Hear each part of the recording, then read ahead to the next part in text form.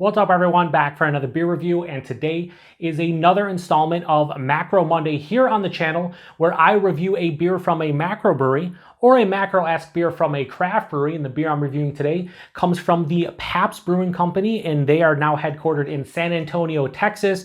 And this is their National Bohemian, otherwise known as Natty Boh. So they call this one a Bohemian-style beer, but it is essentially an American Adjunct Lager. It comes in at 4.5% alcohol by volume. No IBUs listed. Time of review, I don't know exactly how old this can is, but it does have a best by date of October 16th of 2023. And you're actually going to see this review on that day, although I'm reviewing this one, I think it's 4 or 5 days beforehand, so we're coming in just under the gun, so we should be fine based on their best by date. And I want to give a huge thanks and shout out to a very good friend of mine and fellow BeerTuber, Josh, over at Last Beer for this one. I really do appreciate it, good sir. In the description box, I'll leave a link to Josh's channel. He does some live streams. He gets his hands on some great beers, and back in late August, I believe it was, I think it was late August or maybe early September, he sent me a beer mail focused around the Pabst Brewing Company and some of their beers, but he threw in some extras, and he knows that I've been wanting to try Natty Boh for quite a while, so he threw in 2 cans of Natty Boh so I could review it, and here we are. So huge thanks to Josh for this one. Now, when it comes to all these, old classic regional American breweries, I love trying them out. I have a bucket list of some sort. This was at the top of the list. I also want to review and drink and try at some point Olympia, Rainier, Old Style, and I have others on the list, but this was definitely at the top of the list, and I'm really happy I'm getting a chance to try it. Now, this one says first brewed in 1885. I believe it was by the National Brewing Company, and then over the course of like the next, I'd say 100 years or so, maybe 110 years, they merged and they got bought by different brands. And then finally, I think it was in 1996, Stroh's owned the brand, and they went under, and a lot of their brands were bought up by Pabst, which is why Pabst now owns the National Bohemian brand. So yeah, it's just an American Adjunct Lager, but again, like a lot of the regional old beers, like here in the Western New York area, we got, Genesee Brewing Company and Genesee Cream Ale and Genesee Beer. This is very popular. I know in Baltimore, on the Wikipedia page, it said that 90% of their sales are actually in Baltimore, which is crazy. So we're going to crack this one open, get it into the glass, and see what we got going on here. I'm really excited for what is essentially just going to be a beer. I mean, that's what this is, right? A beer, but it's a cheap crusher. And I know this is one of Josh's favorite cheap crushers. He has it in the fridge quite a bit. And it also says live pleasantly on the back. I love the label. Just, this screams like, early 1900s to me. Just fantastic. Anyway, what does that look like? Well, that looks like your quintessential beer. Has that golden straw color, beautiful clarity. This Genesee Cream Ale glass has a etching in the bottom that promotes the carbonation. A finger of this bright white, fluffy, somewhat soap sudsy looking head. You hold it up to the light. Yeah, the clarity is ridiculous. It just looks like your, again, quintessential beer. Let's get a nose. And it smells like one. It's grainy, has a little bit of a sweet corn kind of tinge to the nostrils. Maybe a slight grassiness from whatever hops they're using or hop extracts. There's a little bit of that lager funk going on. But I mean, it's very mild, and that's what so many of these beers are. They're easy drinking, crushable, lower ABV beers you can have a lot of. And there's no off flavors detected in the aroma. You're looking for a clean, simple, crushable beer. And right now in the nose, that's what it's screaming. Nothing amazing, nothing bad. It's just a beer. Let's get into it. Cheers, everybody. Thanks again, Josh.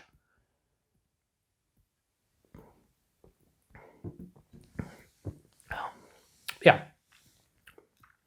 So, first things first. This is so akin to a lot of, these regional beers, or even a lot of the bigger macro beers. You're going to detect slight differences. Some people will enjoy some more than others just because of their allegiance to a brand, or maybe that's what they grew up drinking, right? Maybe they're familiar with a certain profile in the beer that's slightly different than the next. But first things first, there's no off flavors in this, which is great. That's what I kind of look for when I'm talking about like a sub 5% American Adjunct Lager, American Lager, any kind of lager in general, right? You don't want any off flavors. The mouthfeel on this one, I'd say higher side of light, lower side of medium. So, it's appropriate for 4.5%. Carbonation is prickly on the tongue. I'd say moderate to high carbonation, but it's not like seltzer-esque or like soda pop where it's too much, but it's definitely a little bit more carbonated than a typical, say, like craft Pilsner or something. So body and mouthfeel are fine for what it is. It's kind of right in the wheelhouse. The taste, again, very simplistic. Forefront, grainy malt character. There's a little bit of like a corn sweetness. A touch of what I'm getting is like a slight lemon. Passes through very, I mean, a minute touch of like an orchard fruit, like more of like a apple, like a red apple core. As it passes through, the beer starts to dry out. There's a slight bitterness that hits. This is more dry than bitter. Finishes, I'd say, semi-dry on the palate with a light bitterness. It's just super easy to drink. Like when you pick up beers like this, like Genesee Cream Ale is my go-to low ABV beer if I want something in the fridge that's cheap, readily available, and I can drink a couple of them, right? And I just want a clean beer. This is a super clean beer. It's clean on the palate. It's just, there's no off flavors. It just slides down the throat. It's very easy to drink. I could see why if you're in, Baltimore, if you're in Maryland, Virginia, wherever you see distro of this, if this is your cheap go-to lager, I totally understand it. Is it my favorite from some of the, better macros and better regional beers? I don't think it's necessarily in the conversation for like the top 3 for me, but it's probably in the top 10, maybe top 7. Ratings on this, let's just say this. Forget my ratings when it comes to Macro Monday because I don't love, American Adjunct Lagers and a lot of macro beers in that vein. I'll drink them. I enjoy them. Obviously, like I said, Genesee I enjoy. But my ratings don't matter because they're going to be substantially lower than somebody who loves the style. So I try to do stylistically, this is probably in the 4 to 4.25 range for me. Probably like a high 4, low 4.25 if we're taking into account like all American Adjunct Lagers. Like this is definitely up there, probably in the top, again, top 10 for sure for me of what I've had. But it's definitely below a lot of beers I've had. And some of the macro ones, like I mean, I know it's crazy, but I think I'd rather have like a Miller High Life over this, to be honest with you. I think I'd rather have a Miller High Life. Maybe Coors Banquet, depending. But this is in the vein, again, of like Genesee and whatnot. So if you talk about like regional beers, it's definitely comparable to a lot. So I think that's what they're kind of going for. And yeah, anyway, my can was, and I looked at it, I don't think I mentioned it, but this was brewed in Latrobe, PA. And I think there's some other places they brew it because they're under the Pabst umbrella. So anyway, yeah, I would give this a, like I said, 4 to 4.25 in terms of style. Personal preference, I'm going to give a National Bohemian, aka Natty Boh. I'm probably going to give this like a straight 3.5 out of 5. I think that's a fair rating for this beer as overall as a beer. It's definitely better than a lot of macro beers I've had and even reviewed on the channel. Like I would take like Bush beer, just regular Bush beer. That was like the most flavorless beer I've ever had. Just to be honest with you, it just tasted like water, carbonated. It was very inoffensive. And I imagine if you're drinking that beer, that's what you kind of want. This definitely has more flavor in a good way. And I would definitely take this over something like Bush. But I don't know, it would be fun to kind of do like the regional beers and do like a blind tasting of like 8 of them and just see which one is the best, because I don't think this is my favorite, but it's definitely like probably in the middle. Anyway, National Bohemian is pretty good, and I'm glad I finally got a chance to try it. Price point availability. I think the price point on this one, I looked it up at Wegmans, and it was $11.99 for a 12-pack. I'm sure you could probably find it a little bit cheaper. Maybe it's on sale. If they sell it in like 18 packs or 24 packs, probably even cheaper.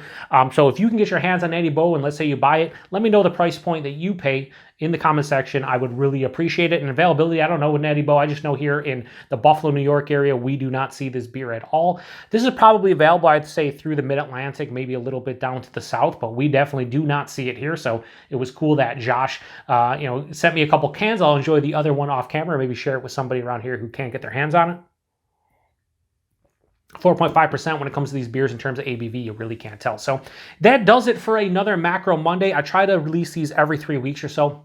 I don't know what I'm going to do for the next Macro Monday, but I am going to Erie, PA in a couple days from when I'm recording this, and I'm going to try and get my hands on either Straub's or Iron City down there, and I think in Erie they sell both. So I'd like to get Iron City and Iron City Light, another regional beer, and same thing with Straub's. I'd like to get one of their beers if I can find singles, or I don't have to buy entire 6 or 12 packs, because when you're buying these beers, they are cheaper, but maybe I will. I don't know. We'll see what I can find. Maybe I can find like a big, oil can of one of those beers and give it a review. So again, if you've had this one before, post in the comment section. Where does this place, if you've had this before, when you compare it to other macros or other regional, like old time brands? Is this one of your favorites? Is it not? Like I said, it'd be tough for me to, I'd have to really sit down and like do a tier list. I don't know where I'd place this, but I can understand if you can get this relatively cheap.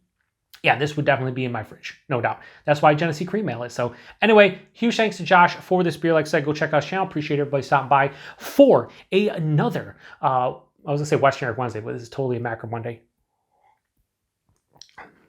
I want to say this is very balanced too. After that last sip, it just has a real good balance to it. Definitely a sweet malt, grain corn, but on the back of the palate, that semi-dry, light bitter kind of almost grassiness I'm getting.